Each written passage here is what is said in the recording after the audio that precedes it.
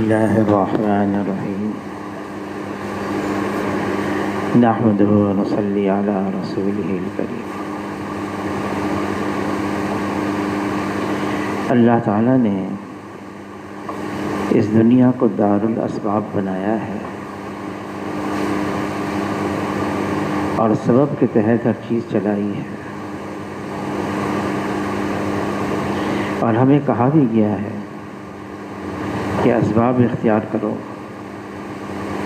اور اسباب کا انکار نہیں ہمارے دین میں، لیکن سمجھنے کی یہ بات ہے کہ وہ سبب اسباب ہیں کیا چیز۔ حضور صلی اللہ علیہ وسلم نے اپنی امت کو اعمال بتائے ہیں، اور یہ اعمال یہ بہترین اسباب ہیں، سبب ہیں۔ ظاہری شکلیں، ظاہری ساز و سامان، ظاہری نقشے اختیار کرنا ہے، ان کو ہمیں کہا گیا ہے، لیکن مسبب الاسباب اللہ ہیں، اور اللہ کرتے ہیں اور اپنی قدرت سے کرتے ہیں، اور کرنے میں اللہ تعالیٰ کسی سبب کے پابند نہیں اللہ کو کسی سبب کی ضرورت ہے، اور نہیں اللہ تعالیٰ کسی سبب کے محتاج ہے۔ اعمال حضور صلی اللہ علیہ وسلم نے ہمیں بتائے ہیں کہ ناممکن کو ممکن کرنے والی ذات صرف ایک اللہ کی ہے، عدم سے وجود بخشنے والی ذات صرف ایک اللہ کی ہے۔ اللہ تعالیٰ جس طرح سے چاہتے ہیں استعمال فرماتے ہیں۔ اس امت کا معاملہ اللہ نے یہ رکھا ہے، جب یہ امت حضور صلی اللہ علیہ وسلم والے اعمال پر کاربند ہوتی ہے، اس کا اہتمام کرتی ہے، تو اللہ کی ساری مدد اس امت کے ساتھ ہوتی ہے۔ اعمال کے اندر کوئی نقص، کوئی کمی، کوئی ایسی بات واقع ہو جاتی ہے، پھر اللہ کی مدد ہٹ جاتی ہے۔ اللہ کی مدد حضور صلی اللہ علیہ وسلم والے اعمال کے ساتھ ہے۔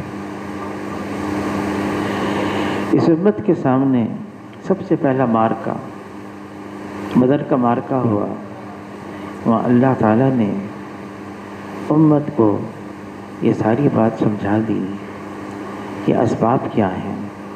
313 ہیں، ساز و سامان نہیں، ہتھیار نہیں ہیں، اور علماء حضرات فرماتے ہیں 1 درجن سے زیادہ نہ تلواریں ہیں، نہ نیزے ہیں، نہ تیر ہیں، نہ ڈھالیں ہیں۔ ان میں سے تو بہت سارے صحابہ بالکل ننگے پاؤں تھے، پیدل تھے، سواریاں بھی پوری نہیں، لیکن اللہ کو یہ ساری امت کو بتانا تھا۔ وہ 313 کو اللہ نے 1000 پوری تیاری کے ساتھ آئے، لیس ہو کر آئے، پوری انہوں نے ایسی پلاننگ کی تھی، ایسی تدبیریں اختیار کی تھی، لیکن اللہ نے ان 313 کو غالب کیا۔ ہاں، کچھ ایسے اسباب ہوتے ہیں جو ظاہری ہوتے ہیں، اور کچھ ایسے اسباب ہوتے ہیں جو غیبی ہوتے ہیں۔ غیبی اسباب کیا ہیں؟ اللہ تعالیٰ نے بدر میں 1000 فرشتوں کو نازل کیا، پھر 5000 فرشتوں کو، پھر اللہ تعالیٰ نے ان فرشتوں کے ذریعے سے ایسا نظام چلایا کہ صحابہ کرام فرمانے لگے، ہم پہچانتے تھے یہ انسان کی وار سے گیا ہے اور یہ فرشتوں کی وار سے گیا ہے، ہم یہ پہچاننے لگے۔ ایک یہ سبب ہے غیبی، اور ایک سبب یہ تھا کہ حضور صلی اللہ علیہ وسلم کے لیے ایک عریش بنائی گئی بدر کی رات میں، اور وہاں پر اس وقت مسجد عریش ہے بدر میں، تو وہ عریش بنائے گئی، جھونپڑا تھا۔ حضور صلی اللہ علیہ وسلم ساری رات اس میں اللہ کو یاد کرتے رہے، دعائیں مانگتے رہے، یا حی یا قیوم، یا حی یا قیوم۔ علی رضی اللہ تعالیٰ عنہ فرماتے میری عمر چھوٹی تھی، 20-21 سال، اور پردہ لگا ہوا تھا۔ میں نے پردے کو ہٹایا تو میں نے دیکھا حضور صلی اللہ علیہ وسلم سجدے میں ہیں اور اللہ کو پکار رہے ہیں۔ ایک یہ سبب ہے اللہ کو پکارنا، اور یہ اتنا بڑا سبب ہے اللہ کو پکارنا۔ یونس علیہ السلام نے مچھلی کے پیٹ میں، اندھیرا ہے، ایک تو مچھلی کے پیٹ کا اندھیرا، پھر سمندر کی گہرائی کا اندھیرا، پھر رات کا اندھیرا، پکارا اللہ کو، لا الہ الا انت سبحانک انی کنت من الظالمین۔ اللہ تعالیٰ نے اس بات کو فرما دیا کلام پاک میں، اگر یونس علیہ السلام اس طرح سے اللہ کو نہ پکارتے تو وہ حشر تک اس مچھلی کے پیٹ میں ہی رہتے۔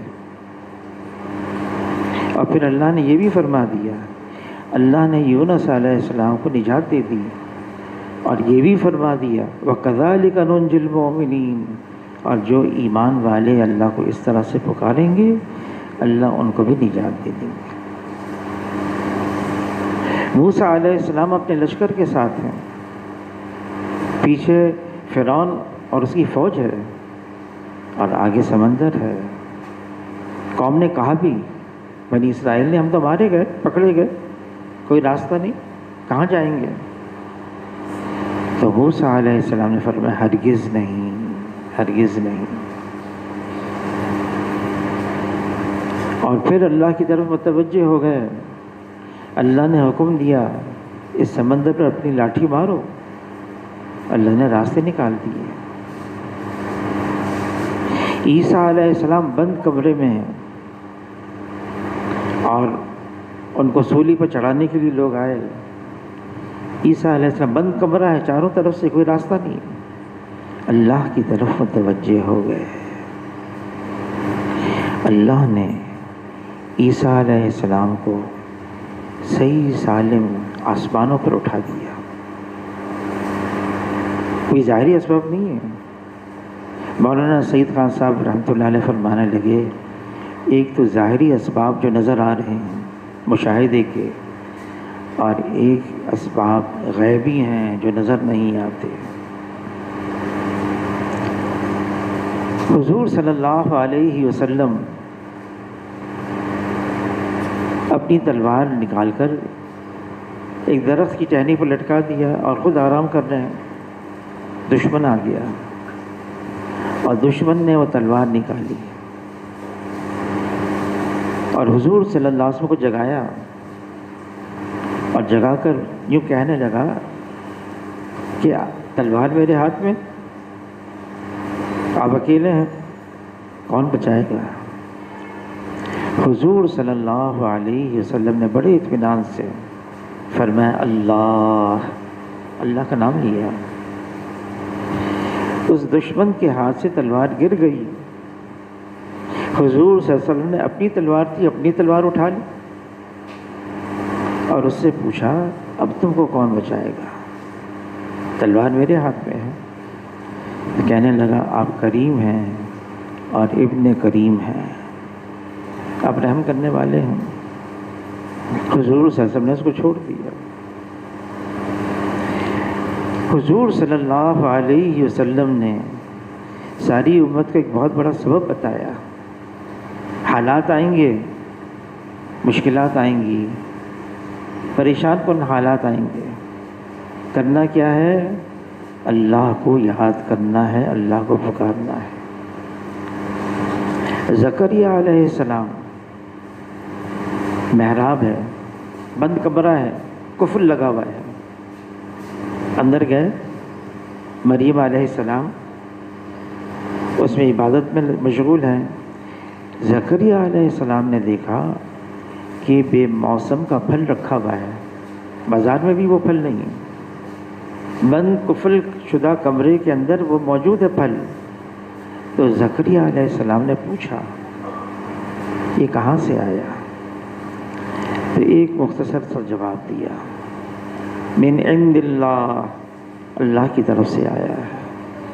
اس جملے نے ایسا اثر پیدا کیا، اللہ کے نبی ہیں زکریا علیہ السلام، اللہ کی طرف متوجہ ہو گئے، اے اللہ اس بند کفر شدہ کمرے میں بے موسم کا پھل تو دے سکتا ہے تو مجھے لڑکا بھی دے سکتا ہے۔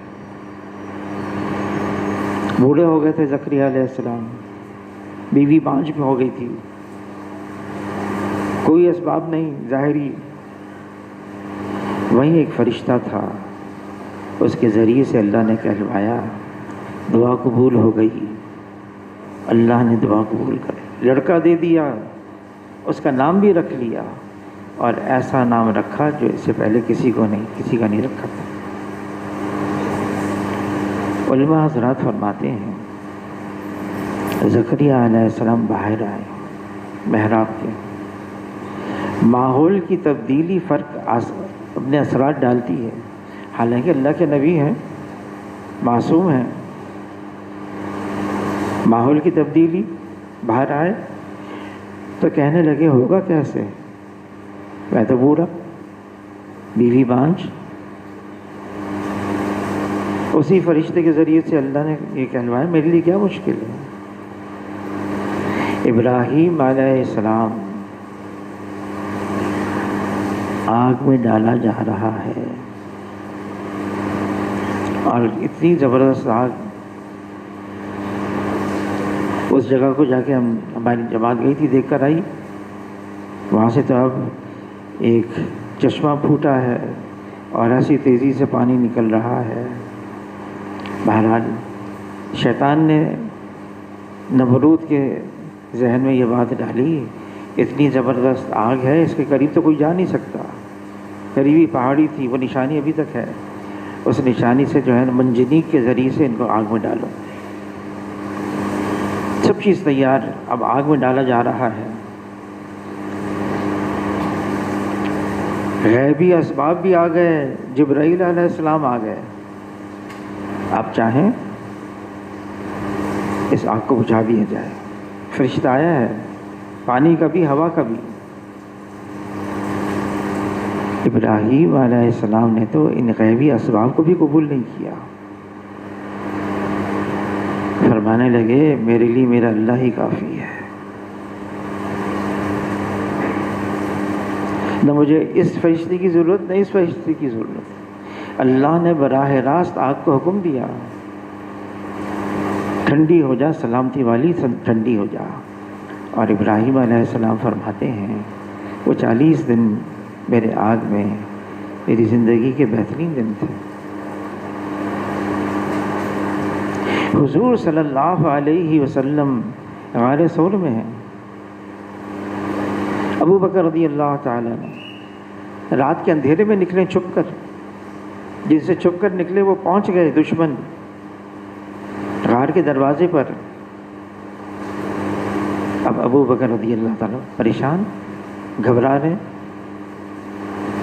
کیا ہوگا، کہیں حضور صلی اللہ علیہ وسلم کو نقصان نہ پہنچا دیں۔ حضور نے فرمایا غم مت کرو، لا تحزن ان اللہ معنا، اللہ ہمارے ساتھ ہے، ہمیں راستہ بتایا ہے، اللہ کو ساتھ لینے کا راستہ بتا دیا، اور وہ حضور صلی اللہ علیہ وسلم والے اعمال۔ احد کے اندر مقابلہ ہو گیا، ایک جماعت سے کہا دیکھو اس پہاڑی پر رہنا، دشمن بھاگنے لگے، مسلمان ان کے پیچھے پیچھے پہاڑی کے اوپر سے دیکھ رہے ہیں، مسلمانوں کو تو فتح ہو گئی، وہ اترنے لگے، ان کے ذمہ دار نے کہا نہیں ٹھہر جاؤ، حضور نے منع فرمایا کہ حکم اس وقت تک تھا جب تک جنگ جاری تھی، جنگ ختم ہو گئی، فتح مسلمانوں کی ہوگی، دشمن بھاگ رہے ہیں، مسلمان ان کے پیچھے، اتر آئے نیچے۔ کتنی تعداد تھی، کوئی کہتے ہیں 35 کی ان کی قریب تعداد تھی، اللہ نے یہ امت کو بتا دیا تا قیامت حضور صلی اللہ علیہ وسلم کی ایک بات رہ گئی، جان بوجھ کے نہیں، غلط فہمی میں، سب سے نہیں، چند سے رہ گئی۔ حضور صلی اللہ علیہ وسلم خود موجود ہیں، بڑے اکابر صحابہ موجود ہیں، اللہ نے اپنی مدد کو ہٹا لیا، 70 صحابہ شہید ہوئے،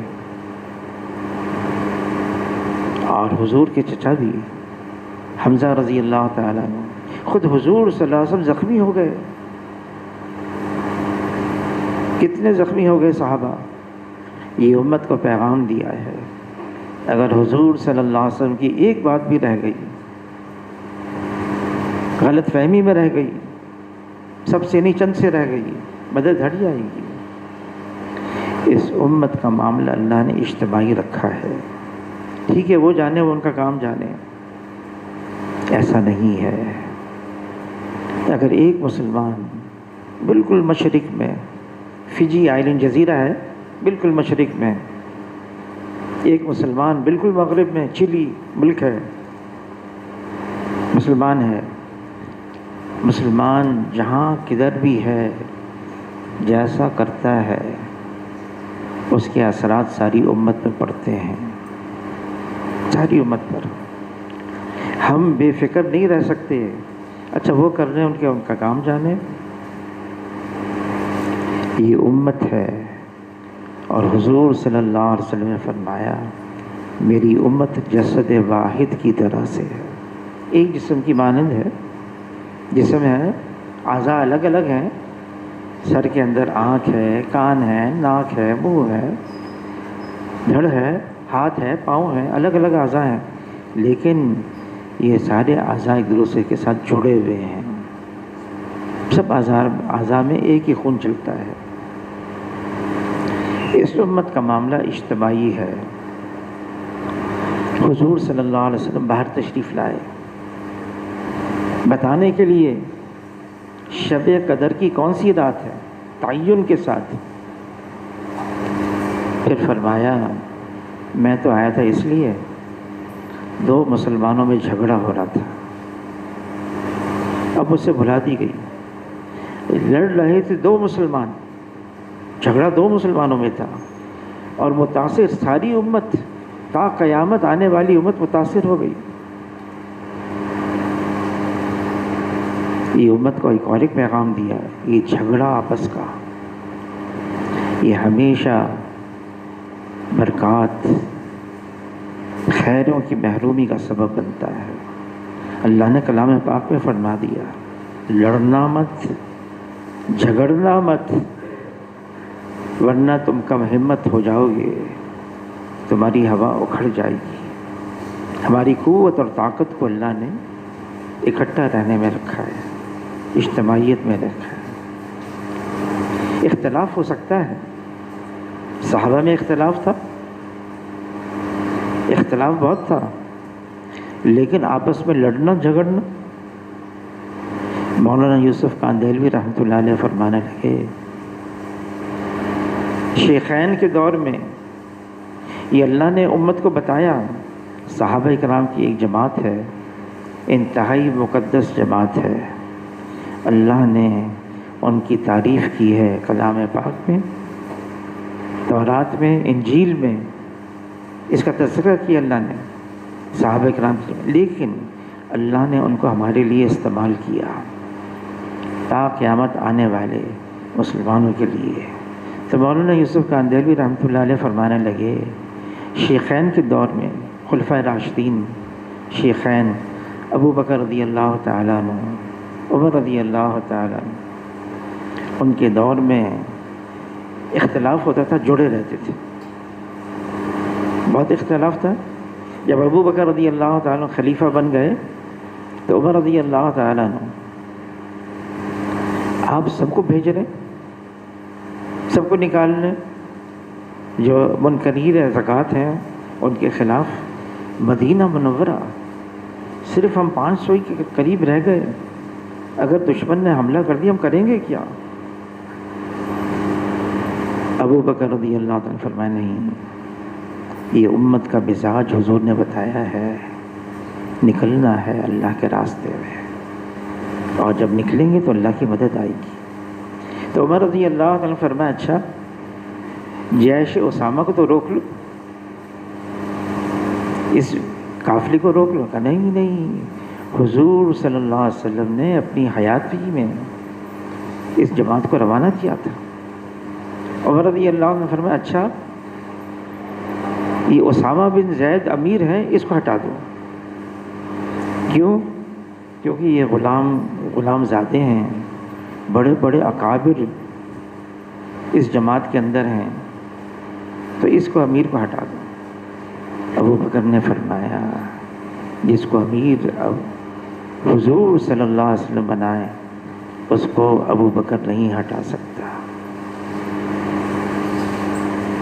عمر رضی اللہ تعالیٰ ہر بات قبول کرتے رہے، ہر بات، اختلاف تھا ان کو لیکن اپنی بات چھوڑ دی، انہوں نے اپنی بات چھوڑ دی۔ ابو بکر رضی اللہ تعالیٰ خلیفہ ہیں۔ ایک صحابہ آئے، سردار تھے اپنے قوم کے، اور انہوں نے درخواست پیش کی مجھے زمینیں بہت ساری آئی ہیں، مجھے ایک زمین دے دیجیے۔ ابو بکر رضی اللہ تعالیٰ نے ایک پرچہ لکھا عمر رضی اللہ تعالیٰ کے نام، جو بیت المال کے امیر تھے، کہ فلاں زمین ان کو دے دو۔ وہ پرچہ لے کے ابو بکر اب خلیفہ وقت ہے، اور کیسے خلیفہ ہیں، خود اپنی مرضی سے نہیں بنے، کبھی اپنی مرضی سے۔ جب ان پر خلافت ڈال دی گئی ابو بکر رضی اللہ تعالیٰ پر، 3 دن تک ہر نماز کے بعد اعلان کرتے رہے کسی اور کو خلیفہ بنا دو، میں اس قابل نہیں ہوں۔ علی رضی اللہ عنہ نے فرمایا اے علی تم کچھ میری سفارش کرو، میرا ساتھ دو۔ تو علی رضی اللہ عنہ نے فرمایا نہ تمہارے علاوہ کسی کو خلیفہ بنائیں گے، اور یہ خلافت تم سے کبھی بھی نہیں ہم لیں گے، خلیفہ تم ہی بنے رہو گے۔ 3 دن تک اعلان کرتے رہے۔ ابو بکر رضی اللہ تعالیٰ عنہ ایک سفر میں تھے حضور کے زمانے میں، تو ایک ساتھی سے بڑا تعلق ہو گیا، دیہاتی تھے، تو جب جدا ہونے لگے تو انہوں نے ابو بکر سے کہا کوئی نصیحت کریں۔ ابو بکر رضی اللہ عنہ نے فرمایا میری نصیحت تمہارے اوپر یہ ہے کبھی 2 پر بھی امیر نہ بننا۔ نصیحت کر دی۔ وہاں اس دیہات میں اس کو یہ خبر پہنچی حضور کا وصال ہو گیا، اور ابو بکر رضی اللہ تعالیٰ خلیفہ بن گئے، سواری لی اور مدینہ منورہ آئے، اور ابو بکر رضی اللہ عنہ سے کہا اے ابو بکر مجھے پہچانا؟ ہاں پہچان لیا۔ جو نصیحت کی تھی وہ بھی پہچانا؟ کہا وہ بھی پہچان، میں جان گیا، مجھے یاد ہے۔ پھر آپ کیسے خلیفہ بن گئے؟ تو ابو بکر رضی اللہ عنہ فرمانے لگے ساری باتیں سامنے رکھی، میری ذرا بھی تمنا نہیں تھی، بلکہ میری تو یہ کوشش تھی میں نہ بنوں، مجھ پر ڈال دیا گیا۔ اور میں نے حضور صلی اللہ علیہ وسلم سے سنا ہے جس پر کوئی ذمہ داری آ جائے اور وہ اس کو اللہ کے لیے نبھا لے، اللہ کی ساری مدد اس کے ساتھ ہو جاتی ہے۔ تو ابو بکر رضی اللہ تعالیٰ نے اس سردار کو ایک پرچہ لکھا، وہ عمر کے پاس پہنچ گئے۔ عمر رضی اللہ تعالیٰ عنہ نے اس پرچے کو پڑھا، بات غصے میں آ گئے، جلالی مزاج تھا، پھاڑ دیا۔ وہ بھاگے بھاگے آئے، سردار بھاگے بھاگے ابو بکر کے پاس آئے، ابو بکر خلیفہ آپ ہیں یا وہ ہے؟ آپ کے پرچے کے ساتھ تو یہ معاملہ کیا۔ تو ایسا جواب دیا ابو بکر رضی اللہ تعالیٰ نے فرمایا خلیفہ بننے کے تو وہ لائق تھے، مجھے خلیفہ بنا دیا۔ اتنے میں عمر رضی اللہ تعالیٰ آ گئے، اے ابو بکر آپ نے وہ خط لکھا، وہ پرچہ لکھا، آپ کو کیا اختیار ہے مسلمانوں کے مال میں تصرف کرنے کا؟ اس پر ابو بکر نے یوں کہا اے عمر میں تو پہلے ہی کہتا تھا کہ تم خلیفہ بن جاؤ، تمہاری جو سمجھ ہے، جو تمہاری فراست ہے، مجھے خلیفہ تم نے بنا دیا۔ تو عمر نے فرمایا خلیفہ تو آپ ہی رہیں گے، آپ سے خلافت لینی نہیں ہے، خلیفہ آپ ہی رہیں گے۔ اختلاف رائے، جھگڑا نہیں تھا کبھی ان میں آپس میں۔ ہاں، مولانا یوسف علی کاندھلوی رحمۃ اللہ علیہ فرمانے لگے جب ختنین کا دور آیا، یعنی عثمان رضی اللہ تعالیٰ عنہ اور علی رضی اللہ تعالیٰ عنہ، تو اختلاف کے ساتھ جھگڑے بھی ہو گئے۔ یہ امت کو بتانا تھا کہ دیکھو جھگڑے نہیں ہوں گے تو کیا فائدہ ہوگا، جھگڑے ہوں گے تو کیا نقصان۔ تو مولانا یوسف کاندھلوی رحمۃ اللہ علیہ نے لکھا ہے صحابہ کے دور میں، حضور کی موجودگی میں اور شیخین کے دور میں سب سے بہترین طبقہ صحابہ کا کتنے شہید ہوئے؟ 50,000۔ لیکن انہوں نے لکھا صرف جنگ صفین میں 1,00,000 بہترین امت کا حصہ شہید ہو گیا۔ یہ امت کو ایک سبق دیا ہے، بتایا ہے آپس کی لڑائی، آپس کا جھگڑا کتنا نقصان دہ ہے، مل کر رہنا ہے۔ اصول بتائے ہیں مل کر رہنے کے، سب سے بڑا اصول ہے ہر فرد معاشرے کا اپنی حیثیت کو مٹا دے، میں کچھ بھی نہیں ہوں۔ حاجی عبدالوہاب صاحب رحمۃ اللہ علیہ مجھ سے پوچھنے لگے بھائی یہ مجمع کیسے آیا باہر؟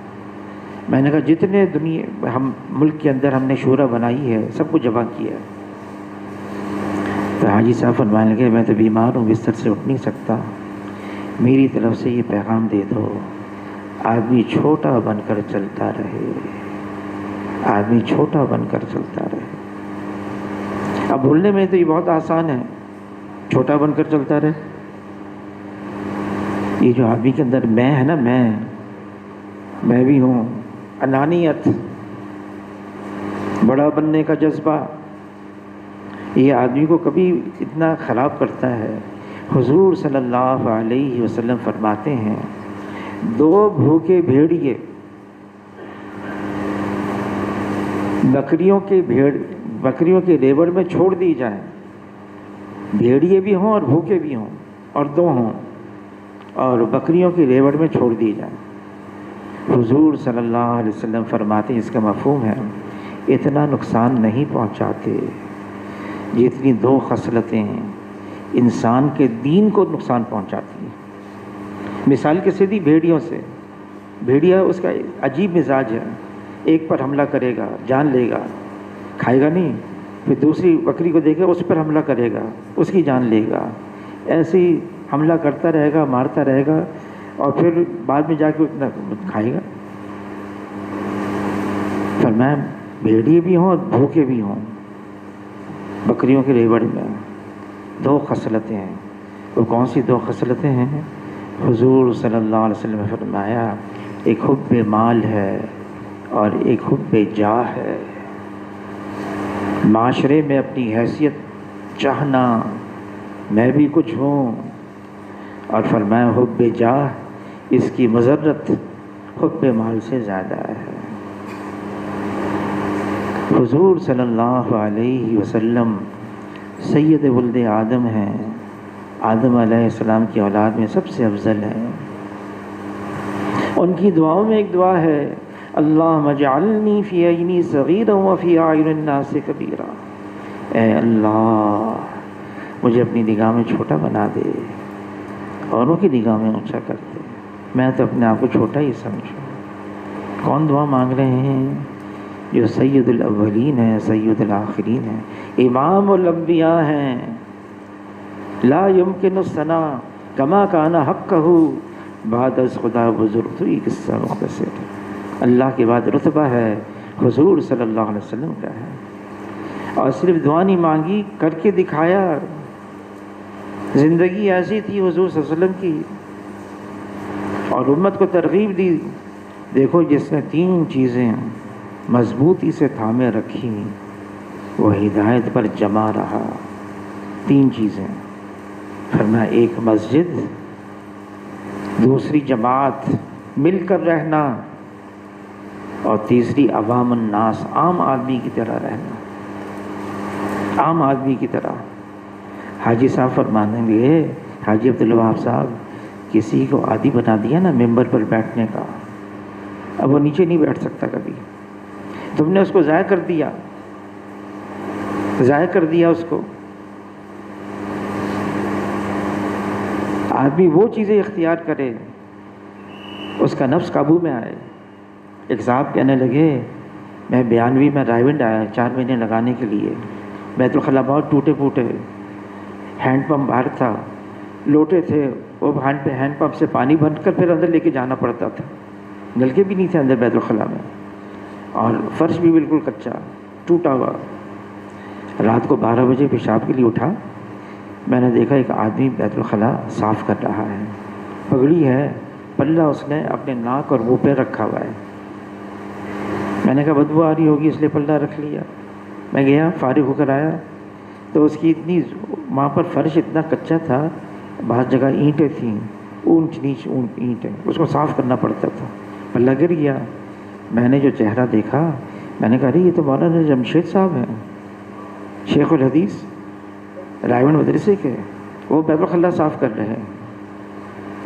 کیا ہے آدمی ایسے کام کرے۔ عمر رضی اللہ تعالیٰ عنہ مدینہ منورہ کی گلیوں میں، بازاروں میں مشکیزہ پیٹھ پہ لے کر اور پانی دے رہے ہیں، لوگوں کو پانی پلا رہے ہیں۔ کسی نے کہا امیر المومنین آپ یہ کیا کر رہے ہیں؟ کہا میرے طبیعت میں تقاضا اٹھا، کسی نے میری تعریف کر دی تو میرے دل میں تقاضا اٹھا میں ایسا کام کروں۔ کسی نے کہا اے عمر تمہاری وجہ سے دین چمک گیا، فرمایا نہیں، یہ دین ہے جس کی وجہ سے عمر چمکا ہے، میری کیا حیثیت ہے۔ آدمی چھوٹا بن کر چلتا رہے، اپنی حیثیت کو مٹاتا رہے۔ وہ کون ہے جو اپنی حیثیت کو مٹائے گا؟ بڑائی صرف اللہ کے لیے ہے، بڑائی اللہ کا حق ہے، بڑائی اللہ کی صفت ہے، بڑائی اللہ کی چادر ہے۔ اللہ اکبر، جتنی اللہ کی معرفت کھلتی چلی جائے گی، بڑائی تو اللہ کے لیے ہے، آدمی اپنی اتنی حیثیت مٹاتا چلا جائے گا۔ میں کچھ بھی نہیں، میری کیا حیثیت ہے؟ بڑائی تو صرف اللہ کے لیے ہے،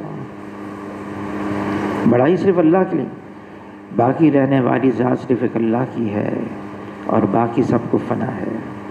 جب آدمی اپنا فنا ہونا یاد رکھے گا، مجھے مرنا ہے، موت آنی ہے، پھر مٹی میں جانا ہے، منہا خلقناکم وفیہا نعیدکم ومنہا نخرجکم تارۃ اخری، اسی مٹی سے تم ہو، اسی مٹی میں جانا ہے، پھر اسی مٹی سے اٹھائے جاؤ گے۔ ہوتا کیا ہے؟ آدمی کے پاس کوئی ہنر آ جاتا ہے، کوئی چیز آ جاتی ہے، کوئی عہدہ مل جاتا ہے، کوئی منصب مل جاتا ہے، کوئی ڈگری مل جاتی ہے، پھر وہ اپنے آپ کو کچھ سمجھنے لگتا ہے، میں یہ ہوں۔ فرعون انا ربکم الاعلی، یہ ملک مصر میرا ہے، باغات میرے ہیں، یہ نہریں میری ہیں، یہ محلات میرے ہیں، نعرہ لگا دیا میں سب سے بڑا رب ہوں۔ اللہ نے چند ڈبکیاں لگا دی، ہوش ٹھکانے آ گیا، نہیں رب تو اللہ ہے، کوئی فائدہ نہیں اب کہنے کا۔ آدمی جب ان چیزوں میں پڑھتا ہے نا، مولانا یوسف کاندھلوی رحمۃ اللہ علیہ فرمانے لگے دین کے اندر بھی آدمی عمل کرتے کرتے کرتے اپنے ذہن میں ایک اپنا مقام بنا لیتا ہے۔ نفس ہے، نفس اور شیطان دشمن۔ میں تو تبلیغ کے اندر ہوں، میں نے اتنا وقت لگایا ہے، ملکوں میں گیا ہوں، میں تو روزانہ میں چلتا ہوں، میں تو شورا میں آ گیا۔ کیا ہے؟ نفس اور شیطان، اپنے ذہن میں اپنا مقام بنا لیا۔ مولانا یوسف کاندھلوی رحمۃ اللہ علیہ فرمانے لگے جب انسان اپنے ذہن میں اپنا کوئی مقام بناتا ہے، میں یہاں تک پہنچ گیا، پھر وہ متوقع ہوتا ہے میرے ذہن میں جو میں نے اپنا مقام بنایا ہے، اطراف کے رہنے والے آس پاس میرے ساتھ وہ معاملہ کریں جو میں نے اپنا مقام اپنے ذہن میں بنایا ہے۔ وہ معاملہ نہیں ہوتا، پھر یہ بگڑتا ہے، یہ جھگڑتا ہے، یہ لڑتا ہے، یہ ٹوٹتا ہے، کیا ہے اس کے ساتھ وہ معاملہ نہیں۔ پھر آگے بھی فرمایا کہ جب آدمی اپنے آپ کو کچھ سمجھنے لگتا ہے پھر اللہ کی نگاہ میں مردود ہو جاتا ہے۔ اللہ ہم سب کی حفاظت فرمائے۔ بعض اوقات آدمی بڑوں کے ساتھ رہ کر بھی، وہ تو بڑوں کے ساتھ اس لیے رہتا ہے میری اصلاح ہو جائے، میری تربیت ہو جائے، نفس اور شیطان یہاں بھی نہیں چھوڑتے۔ ہمارے ایک بھائی لطیف صاحب تھے، عبداللطیف صاحب، شعبہ خطوط میں رائے گنج میں انتقال ہو گیا۔ فرمانے لگے بڑوں کے ساتھ رہتے رہتے بھی آدمی اپنے آپ کو بڑا سمجھنے لگتا ہے۔ مولانا یوسف بن نوری صاحب رحمۃ اللہ علیہ نے بھیجا حضرت شیخ الحدیث رحمۃ اللہ علیہ کے پاس، سہارنپور تربیت فرمائے ان کی۔ 1 مہینہ رہ کر واپس آیا، پھر خط لکھا، میں نے تو اس کی تربیت کے لیے بھیجا تھا، یہ تو شیخ الحدیث بن کر آ گیا۔ کیا ہے آدمی بڑوں کے ساتھ بھی رہے۔ مولانا احمد علی لاہوری رحمۃ اللہ علیہ فرمانے لگے بڑوں کے ساتھ فائدہ اس وقت ہوگا، عقیدت، ادب، اطاعت، 3 چیزیں ہوں گی تو بڑوں کے ساتھ رہنے سے فائدہ ہوگا۔ عقیدت، ادب اور اطاعت، جب یہ چیزیں ہوں گی پھر بڑوں کے ساتھ بھی فائدہ ہوگا۔ تو آدمی چھوٹا بن کر رہے، اللہ کی معرفت، اللہ کو پہچاننا جیسے اللہ ہیں، انتہائی ضروری ہے۔ یہ ہم اللہ کو پہچانیں جیسے اللہ۔ ہماری دنیا کا عنوان یہی ہے، زندگی کا مقصد یہی ہے کہ اللہ تعالیٰ جو قرآن میں فرماتے ہیں میں نے جن اور انس کو اپنی عبادت کے لیے پیدا کیا، خلقت الجن والانس الا لیعبدون۔ تو ابن عباس رضی اللہ تعالیٰ کی تفسیر میں ہے الا لیعبدون سے مراد الا لیعرفون ہے، اللہ کو پہچانو۔ وہ کون ہے جو اللہ کو عبادت کرے گا؟ کیسے کرے گا؟ ان تعبد اللہ کانک تراہ فإن لم تکن تراہ فإنہ یراک۔ ایسی اللہ کی عبادت کرو جیسے ان آنکھوں سے اللہ کو دیکھ رہے ہو، ورنہ اللہ تو دیکھ رہے ہیں۔ صحابہ کا مزاج بن گیا تھا، یہ کیفیت بن گئی تھی، اس سطح پر آ گئے تھے، اتنا رتبہ ان کو مل گیا تھا۔ علی رضی اللہ تعالیٰ عنہ فرماتے ہیں اگر میرے اور اللہ کے درمیان کے پردوں کو ہٹا دیا جائے، میں ہوں اور اللہ ہو، ان آنکھوں سے اللہ کو دیکھ رہا ہوں، اب بھی میں ایسا ہی ہوں اور میرے ایمان میں، یقین میں ذرے برابر کا اضافہ نہ ہوگا۔ پردے سے ہٹ گئے، میں تو اب بھی ایسا ہوں، ان آنکھوں سے اللہ کو دیکھ رہا ہوں۔ اور واقعی ان کی یہ کیفیت بن گئی تھی، وہ اللہ کو دیکھ رہے تھے، غیب ان کے سامنے آ گیا تھا، وہ اللہ کو دیکھ رہے تھے، ساری غیب کی باتیں۔ حضور صلی اللہ علیہ وسلم نے پوچھا کیا حال ہے تمہارا؟ میں ایمان والا ہوں۔ کیسے؟ مونڈوں پر بیٹھے ہوئے نامہ اعمال لکھنے والے کرامن کاتبین، ان کے قلم کے لکھنے کی آواز کو میں اپنے کانوں سے سن رہا ہوں۔ اگر آدمی کے اندر یہ استعداد ہے نا، میری ہر چیز لکھی جا رہی ہے، ہر چیز نوٹ ہو رہی ہے، تو وہ احتیاط کرے گا۔ میں جو بول رہا ہوں، میں جو کر رہا ہوں، میں جو کر رہا ہوں، بول رہا ہوں، وہ محفوظ کیا جا رہا ہے۔ حشر کے میدان میں اللہ تعالیٰ ہر فرد بشر کو اس کی کتاب دے دیں گے، یہ تمہارا نامہ عمل ہے، پڑھو اور اپنا محاسبہ خود کر لو۔ تو یہ ہے امت کا حال۔ اب فرمایا جب امام مہدی کا ظہور ہوگا نا، امت اتنے انتشار میں ہوگی، گھر گھر لوگ تمنائیں کریں گے۔ وہ کب آئے گا؟ انتشار، جھگڑے ہم پہلے ہی ختم کر دیں، کیا حرج ہے؟ میری کوئی حیثیت نہیں۔ صبر، ضبط، برداشت کرنا، اپنی حیثیت کو مٹانا اور دوسروں کو۔ ابو بکر رضی اللہ تعالیٰ فرماتے ہیں کسی مسلمان کو حقیر نہ جانو کہ صغیر مسلمان بھی اللہ کی نگاہ میں کبیر ہے۔ کسی نے کہا ظاہر نگاہ کم سے کسی رند کو نہ دیکھ، کیا جانے اس کریم کو تو پسند ہے کہ وہ اللہ کے یہاں کس کا کیا رتبہ ہے ہم نہیں جانتے۔ ہر ایک کا احترام، ہر ایک کی عزت، چاہے کیسا ہی کیوں نہ ہو۔ ہم سمجھتے ہیں ہاں یہ تو بیچارہ ایسا ہی ہے۔ سالم رضی اللہ تعالیٰ عنہ فرماتے ہیں ہم حضور کے ارد گرد جمع تھے، ایک آدمی گزرا، پیبند لگی ہوئی چادریں جسم پر، عاجزی کے ساتھ جا رہا ہے، اور ایک آدمی سامنے سے گزرا، بڑے اچھے لباس میں اکڑتا ہوا جا رہا ہے۔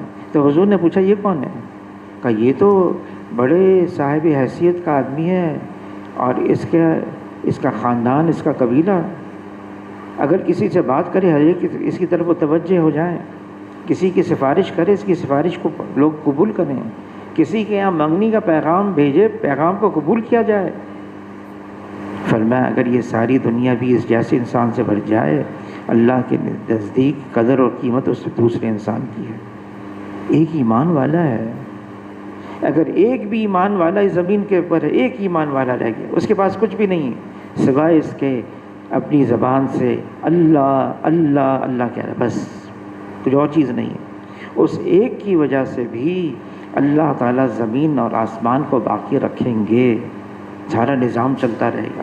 اور وہ ایک ایمان والا جو اللہ اللہ کہہ رہا ہے وہ بھی ختم ہو گیا، یہ دنیا ختم ہو جائے گی، اللہ کو اس دنیا کی ضرورت نہیں رہے گی۔ یہ مسلمان ہے، یہ حضور صلی اللہ علیہ وسلم کا امتی ہے، یہ اپنے آپ کو یوں کہتا ہے میں مسلمان ہوں، میں حضور صلی اللہ علیہ وسلم کا امتی ہوں۔